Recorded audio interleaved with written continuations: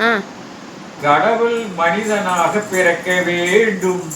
அவர் காதலித்து வேதனையில் வாழ வேண்டும்.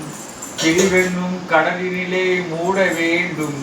அவர் பெண் என்றால் என்னவென்று உணர வேண்டும். எத்தனை பெண் படைத்தார், எல்லோருக்கும் கண் படைத்தார். அத்தனை கண்களிலும் ஆசையனும் விஷம் கொடுத்தார். அதை ஊரெங்கும் தூவிவிட்டார், உள்ளத்திலே போட்டு விட்டார்.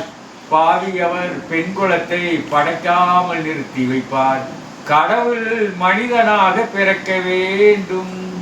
அவர் காதலித்து வேதனையில் வாழ வேண்டும். பிரிவென்னும் கடலிலே மூட வேண்டும்.